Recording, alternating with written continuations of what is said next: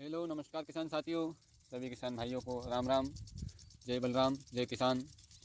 सभी किसान साथी मध्य प्रदेश के पूरे भारतवर्ष के किसानों को अब रबी फसलों का सीज़न लग चुका है। तो किसान साथियों, रबी फसल में हम कौन कौन सी फसल लगाएं, रबी सीजन में कौन कौन सी फसल में कौन कौन से हम अच्छे कार्य करें जिससे हमें फसल का उत्पादन अच्छा मिल सके। तो किसान साथियों, इसी प्रकार की सभी जानकारी पाने के लिए हमारे यूट्यूब चैनल A2 फार्मिंग को सब्सक्राइब करें। मैं किसान अरविंद मीना सीहोर ज़िले से आपका मेरे चैनल पर हार्दिक स्वागत करता हूँ। किसान साथियों, आज हम आपको बताएंगे रायड़ा यानी कि सरसों की खेती के बारे में। सरसों की खेती में पानी कब लगाए, किस स्थिति में पानी लगाए किसान साथियों। तो सबसे पहले आप देख सकते हो हमारी सरसों की फसल एक बहुत ही शानदार तरीके से जो है हमारे खेत में लगी हुई है। किसान साथियों, सबसे पहले मैं आपको बता दूं, इस सरसों की बोनी हमने 1 नवंबर को की थी और आज शायद से 14 नवंबर है, यानी कि लगभग मान के चले अपन 15 रोज में हमारी फसल की ग्रोथ कुछ इस प्रकार हुई है। तो किसान साथियों, हमने क्या करा था, स्टार्टिंग से बता दूं मैं आपको। क्या है कि इस बार बरसात का पानी थोड़ा सा लेट टाइम तक गिरा था, तो बरसात के पानी गिरा, उसके बाद हमने अपने खेत को पर्याप्त नमी में पाया गया था, हमारे खेत में पर्याप्त नमी थी। तो हमने क्या करा, सरसों की बिजाई करके किसान साथियों इसमें स्प्रिंकलर यानी कि नोजल, आप देख सकते हो वीडियो में जो ये अभी भी चल रहे हैं, स्प्रिंकलर का स्प्रे कर दिया था। किसान साथियों, सबसे पहले हमने क्या करा था, सूखे में अपने खेत में बिजाई कर दी थी सरसों की।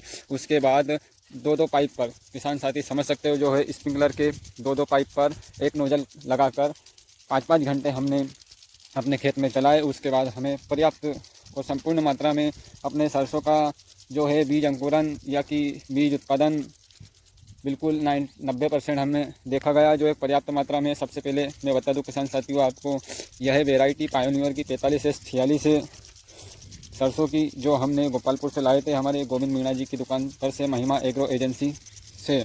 तो किसान साथियों, अब मैं बता दूं आपको, समस्या थोड़ी सी ये आ रही थी कि हमने 5-5 घंटे स्प्रिंकलर का पानी चलाया था, तो उसमें क्या है, थोड़ा सा है ना, ये जो ऊपर की जो मट्टी है, जो ऊपर की जो परत है, वो क्या है, सूख गई थी। अब 15 रोज के बाद बाकी जर्मिनेशन बढ़िया तरीके से हो गया। हमने अपने पायोनियर 45S46 को लगभग 1 किलो 30 ग्राम के आसपास पर एकड़ में डाला था। किसान साथियों, 2 किलो बीज हमने 1.5 एकड़ में डाला था, जो हमें बिल्कुल उसका डोज सही देखने को मिल रहा है।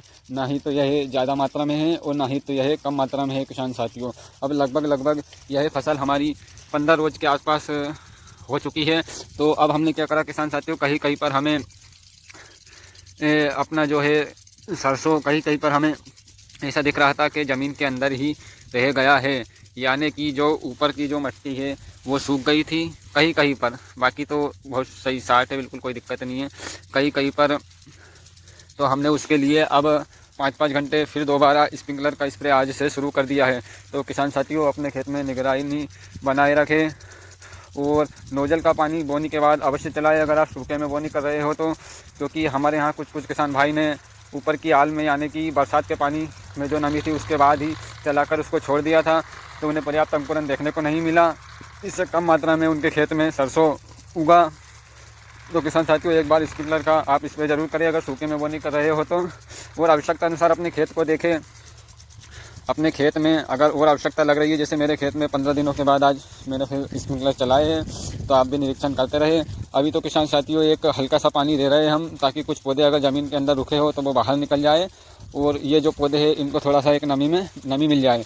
बाकी हम जो अब आने वाले समय में जब हमारी सरसों 35 से 40 दिन की हो जाएगी, उस टाइम पर हम पहला बेसल डोज खाद का और पानी चालू करेंगे किसान साथियों। उस टाइम पर हम यूरिया वगैरह जो भी जिंक सल्फेट सल्फ़र वगैरह जो भी है, हम उस टाइम पर इसका उपयोग करेंगे पहले पानी में। ये तो हमें एक स्थिति के अनुसार चलाना पड़ रहा है नोजल यानी कि स्प्रिंकलर। तो आप अपने खेतों की निगरानी करते रहे, सरसों की फसल आपने लगाई हो तो, और हमारे यूट्यूब चैनल के माध्यम से जुड़े रहे, ताकि आपको सरसों की फसल में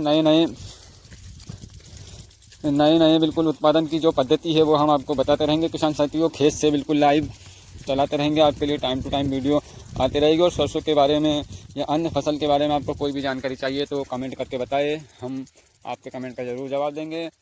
धन्यवाद किसान साथियों, जय बलराम, जय किसान।